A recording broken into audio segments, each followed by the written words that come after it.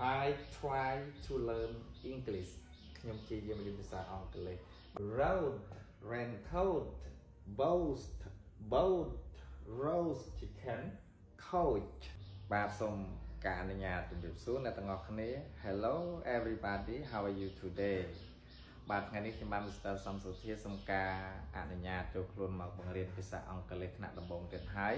បាទថ្ងៃនេះផងដែរយើងចូលរៀនមេរៀនទី5បាទបន្តតទៅនឹងបាទរៀនស្រៈផ្សំចូលគ្នាបាទហើយវីដេអូនេះផងដែរខ្ញុំសូមការអធិស្ឋានទុកជាមុនក្រែងលោកខ្ញុំបាទធ្វើទៅមានការខុសឆ្គងយ៉ាងណាគោលបំណងគឺដើម្បីជួយចែករំលែកបន្តបាទទៅដល់បងប្អូនឬក៏ក្មួយៗដែលគាត់ចង់រៀនភាសាអង់គ្លេសបាទនៃថ្នាក់មូលដ្ឋានគ្រឹះបាទដំបូងប៉ុន្តែមុននឹងចូលមេរៀនថ្មីខ្ញុំបាទតែងតែ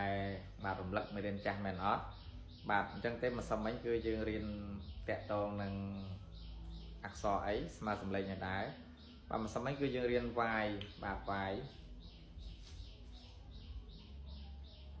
បាទ y ស្មើនឹង I បាទ example បាទ try មែនអត់ព្យាយាម try ស្មើថបូករបូក I ចឹងយើងបូកបញ្ចូលគ្នាមកថយយើងរកថដល់សារ I try តែភាសាអង់គ្លេសមានសារ I ណាបាទស្មើនឹង I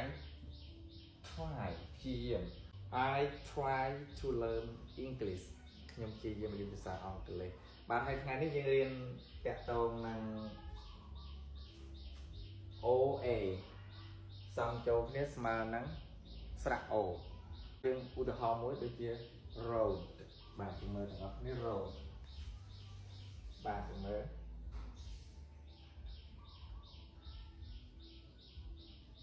បាទ OA ស្មើស្រៈ O នឹងរឬក៏របាទបូកស្រៈ O បាទបូកនឹងដវាស្មើនឹងរសម្រាប់ពីរដាក់ស្រៈ O រនឹងដ road បាទ road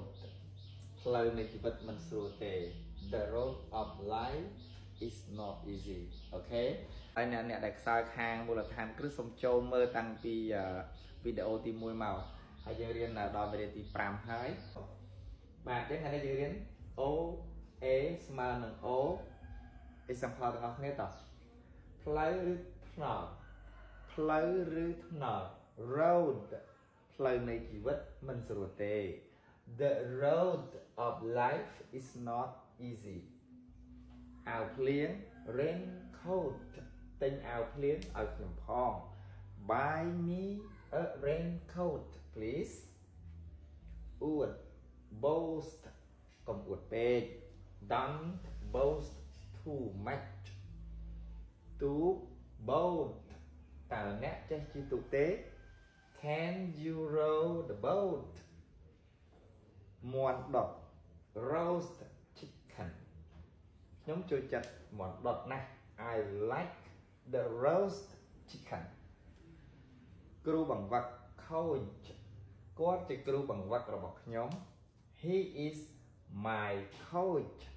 បាទមេរៀនដែលខ្ញុំបាទក្នុងថ្ងៃនេះមានតែប៉ុណ្្នឹងទេហើយកុំភ្លេចណាថ្ងៃនេះគឺយើងលើសំឡេង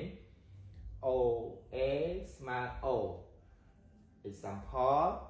road raincoat boat roast chicken coach បាទមេរៀនដែលខ្ញុំបាទធ្វើនៅថ្ងៃនេះក៏សូមចប់បាទតែប៉ុណ្ណេះហើយបាទ